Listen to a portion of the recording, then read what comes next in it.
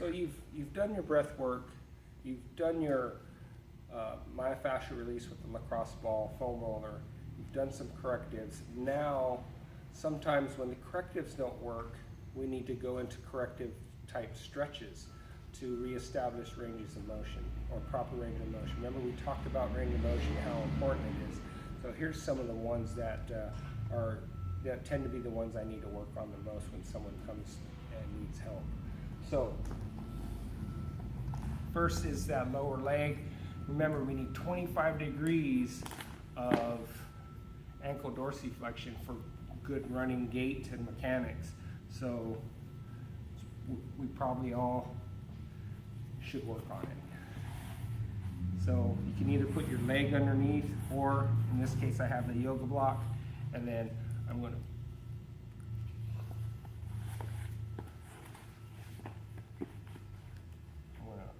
pull my ankle into dorsiflexion. I'm going to sit nice and tall and just lean forward. And I can also add a little dynamic warm-up to it, or a dynamic approach. But remember, don't slouch and don't lean back. You need to sit tall and lean forward. Now, adding eversion and inversion helps with the peroneals and the posterior tibialis. We talked about how important those are. They keep the foot flat when we land, and the ability to decelerate forces are better that way. So we're going to pull ourselves into dorsiflexion and then ankle eversion here. That's working those peroneals, and then I can push into inversion. That's working that posterior tibialis. Eversion, inversion. Okay, not to mention you get some ankle mobility work. All right. And the next one is, we'll move right on up the chain. We'll do quadriceps and hamstrings. So you kind of get the hamstrings a little bit when you do your leg lowering, but you can brace this on the wall. Or if you don't have a wall, just bring that leg up. Ideally, it's up against the wall like that. And then you can just bring yourself into a hamstring stretch. And I would do it in 3 planes of motion: center, lateral, or actually that's medial, and this is lateral. Okay? 3 different hamstrings. And you can do a dynamic style warm-up too, where you're pulling back and moving your knee into flexion and then extension. Okay?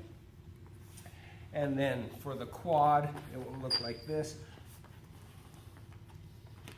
Remember, put something underneath your knee to protect your knee.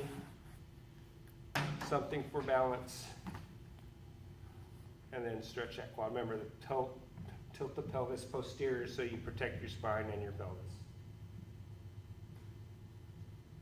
Okay? That's your quad stretch. That one you just hold static. And then internal and external rotation of the hip, which you get external rotation when you do your stride. So you don't have to worry about that one there. That's good. Or you can do your pigeon pose.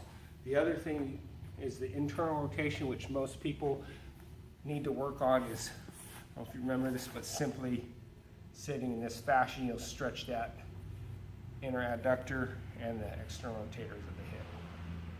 So what I'm going to try to do is take my right butt cheek, which is up off the ground, and try to sit it onto the ground, and I just can't get there yet, so I need to work on this a little bit more. But that helps reestablish internal rotation, as long as it doesn't torque your knee, okay? So that's some of the key ones for corrective stretches.